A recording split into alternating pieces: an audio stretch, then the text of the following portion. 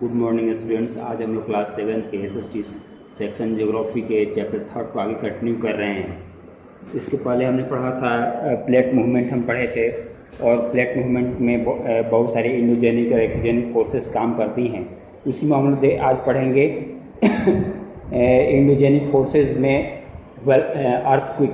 Today will discuss about what is earthquake, where it occurred, earthquake क्या होता है और ये कहाँ होता है। आइए हम लोग अर्थक्वेक के बारे में जानते हैं। A sudden vibration inside the earth crust caused by internal forces is called earthquake. मान लीजिए पृथ्वी पर कोई अचानक कोई अंदर से हलचल होती है, उसको भूकंप कहा जाता है। ये खास करके वैसे क्षेत्रों में होता है जहाँ पर अर्थ की प्लेट जो है कमज़ोर है, वहीं ये पृथ्वी के अंदर से ये होती हैं और वाइब्रेशन होता है, वाइब्रेशन का कंपन होता है। और इस तरह आप लोग देख सकते हैं, इसमें पिक्चर के माध्यम से दिखाने की कोशिश की है। With this picture we can understand what is earthquake. इसमें आप देख सकते हैं यहाँ जहाँ पर भूकंप आया है, यहाँ पर ये हमारा फोकस हो जाता है, और इसके ऊपर में सबसे ऊपर में जो इसका जहाँ पर ये मेन केंद्र हो जाता है, इसको ईपी सेंटर कहा जाता है। इसी कारण बहुत जगह दरार आ जाती है, बहुत सारे घर हो गए, बिल्डिंग हो गए, टूट जाती हैं।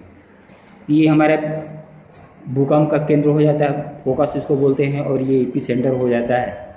इस तरह देखते हैं बहुत जहाँ पर भूकंप इसको रिकॉर्ड किया जाता है, इसके लिए एक अलग से यंत्र होता है जिसको सिस्मोग्राफ कहा जाता है, जिसके भूकंप मापा जाता है। भूकंप मापने के लिए एक अलग से स्केल होता है जो रिक्टर स्केल कहा जाता है। उस पर रीडिंग रहती है 0 से लेकर 9 तक रहती है। यानी इसके माध्यम से देखा जाता है कि भूकंप की तीव्रता क्या है। इसमें हम देखने की कोशिश करते हैं कि भूकंप की तीव्रता क्या है और कितने रिक्टर स्केल पर है। अगर 7 रिक्टर स्केल पर दिखाता है इसमें, तो बहुत ही ज़्यादा विनाशकारी भूकंप होता है। उसमें बहुत सारी चीज़ें उस क्षेत्र में भयंकर भूकंप आया था, और जितने बिल्डिंग है, घर, ये सब टूट जाते हैं, और लोगों के जीवन और संपत्ति को बहुत नुकसान होता है। तो आइए हम लोग देख लेते हैं। Now we see where earthquake mostly occurred.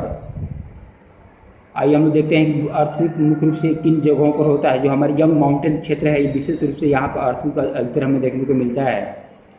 और ख़ास करके अर्थ का क्रस्ट का जो विक्स एरिया है, वहाँ पर वोल्केनिक इरप्शन के कारण भी भूकंप आ जाता है। तो इस तरह हम देखते हैं there are 2 earthquake prone area in the world. The first one is the circumpacific belt and the second one is the mid world mountain belts. इसमें पहला क्षेत्र हो जाता है प्रशांत महासागर के बीच का जो क्षेत्र हो जाता है, उसको रिंग ऑफ फायर के नाम से भी जाना जाता है। और वैसे क्षेत्र जहाँ पर यंग फोल्ड माउंटेन धीरे धीरे बढ़ते जाते हैं, इसके कारण भी उन क्षेत्रों में भूकंप आ जाता है। इस तरह हम देखते हैं भूकंप से बहुत a lot of wide spread damage occur during earthquake. बहुत सारी संपत्ति को नुकसान होता है, रोड टूट जाते हैं, रेलवे लाइन मुड़ जाती हैं, बांध कहीं है तो उसमें दरार आ जाती है, बिजली के खंभे गिर जाते हैं, नदियों में बाढ़ आ जाती है। ये सारी चीज़ें माउंटेन एरिया में अगर हम देखते हैं तो इसमें लैंडस्लाइड वगैरह आ जाता है, ज़मीन खिसक जाती है। इसमें कोस्टल एरिया में क्या होता है, समुद्री क्षेत्र में जहाँ पर ये भूकंप आ जाता है, उसमें ऊँची ऊँची लहरें उठने लगती है। That's sea waves are known as tsunami and often submerged vast area. उसमें क्या होता है, सुनामी आ जाती है और बहुत बड़े क्षेत्र में पानी, बहुत सारा क्षेत्र डूब जाता है, बहुत लोग उसमें जन संपत्ति का नुकसान होता है। Next we will discuss about volcano. What is volcano? Volcano जहाँ पर अर्थ क्रस्ट वीक होती है, वहाँ से क्या होता है, पृथ्वी के अंदर से मोल्टेन मटेरियल्स बाहर निकाला पाता है। Due to the high pressure and temperature in the core, the middle part of the earth crust and the middle part is mantle. It is due to high pressure and temperature, it is in the liquid form. इसमें क्या होता है, द्रव अवस्था में रहता है, पानी की तरह रहता है, जो अंदर मोल्टेन मेंटल एरिया में आपको रॉक जो है पानी की अवस्था में रहते हैं, पिघली अवस्था में रहते हैं, उसको मैग्मा कहा जाता है। When this magma comes out from the vent it is known as lava. ये देख सकते हैं कैसे ये यहाँ मैग्मा है और ये अंदर से पिघला पदार्थ बाहर आता है, तो इसको लावा के नाम से जाना जाता है। इससे राख और जो बहुत सारे गैसेस निकलती हैं, इससे भी धीरे धीरे बहुत सारी संरचनाएँ बन जाती हैं, जिससे ज्वालामुखी विस्फोट के कारण ये भी इंडोजेनिक फोर्स के अंतर्गत ही आ जाता है। इस तरह में देखते हैं भूकंप हो गया, ज्वालामुखी विस्फोट हो गया, इसी कारण हमारी धरती में हलचल होती है। Now we discuss about the major landforms. Major landforms are like mountain, plateau and plains, these are called major landforms. After the creation, ये मुख्य रूप से हमारे धरती पर, हमारी पृथ्वी पर पूरी तरह से समतल जमीन ही नहीं है, यहाँ पर पर्वत, पहाड़, मैदान, ये सब कुछ हमें देखने को मिलता है। तो ये हम देखते हैं जो पृथ्वी जब हमारी बनी उसके उस समय से धीरे धीरे हर चीज़ में बदलाव आता गया और उसके कारण बहुत सारे बदलाव हमें दिखाई पड़ा। जो माउंटेन एरिया है धीरे धीरे उसमें कटाव होकर के ऊंचाई उनकी कम होती गई।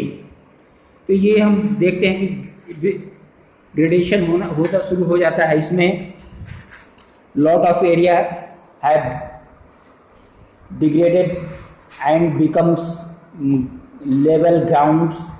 धीरे धीरे क्या होता है, इसमें जो क्षेत्र, बहुत सारे क्षेत्र जो है कटाव के कारण उसमें धीरे धीरे समतल होना शुरू हो जाता है और ये समतल एरिया बन जाता है, उसको ग्रेडेशन बोला जाता है।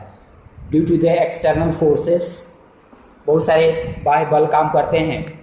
उस तरह हम देख लेते हैं ग्रेडेशन के लिए। ग्रेडेशन में क्या हो जाता है, पृथ्वी की सतह पर बहुत सारी ऊंची चीज़ जो है कट छट करके ये जमीन समतल हो जाती है, या जो गड्ढा वाला क्षेत्र है वो भर जाता है। ये सारे हमारे ग्रेडेशन के अंतर्गत आ जाते हैं। Now we discuss about the two forces which act during the gradation period. These two forces are, first one is the internal force and the second one is the external force. The internal force, the forces which acts inside the earth, जो बल हमारे पृथ्वी के अंदर काम करता है उसको internal force करते हैं। इंटरनल फोर्स के अंतर्गत आ जाता है वोल्केनिक इरेप्शन हो जाता है, अर्थक्वेक हो जाता है, ये इंटरनल फोर्स के अंतर्गत काम करती है। इससे बहुत सारे पृथ्वी की संरचना में बदलाव हो जाता है। And next one is the external force. External force के कारण क्या होता है, उसमें पृथ्वी के ऊपर जो भी बल काम करता है, the force which acts on the earth is known as external force. पृथ्वी पर काम करने वाले बल को external force, for example running water हो गया, मूविंग आइस हो गया, हवा हो गई, ये सी वेव हो गया, इसके कारण ये सारे जो है एक्सटर्नल फोर्स के अंतर्गत आ जाते हैं। Now we discuss about the gradation and aggradation. Gradation में क्या होता है, ग्रेडेशन में ये बहुत सारे जो एजेंट ऑफ ग्रेडेशन जो होते हैं, बहुत सारे टूट जो होती है धरती पर, पहाड़ी एरिया में मान लीजिए बहुत सारे पहाड़ रॉक चट्टान टूट करके सेडिमेंट उसका जो धीरे धीरे बह करके हवा पानी से बह कर एक जगह दूसरी जगह पहुंच जाता है, उसको क्या बोलते हैं, ग्रेडेशन बोलते हैं। यानी पहाड़ी एरिया है उसमें कट छट करके ऊंचाई कम हो जाती है, उसको ग्रेडेशन बोलते हैं। और जब कट छट करके पहाड़ी एरिया में बहुत सारे पत्थर के टुकड़े हो गए, पानी के माध्यम से या हवा के से एक जगह से दूसरी जगह पहुंच जाते हैं और जो गड्ढा है या नीचा ज़मीन हो भर जाता है, that is we can say low lying areas filled up by the sediment which is taken out by the sea waves or running waters or wind। इससे क्या होता है कि पानी हवा के माध्यम से जो जमा हो जाती हैं ये हमारे एग्रेडेशन के अंतर्गत आए। तो इससे क्या होता है, जो नीची ज़मीन है वो धीरे धीरे ऊंचाई बढ़ते जाती है।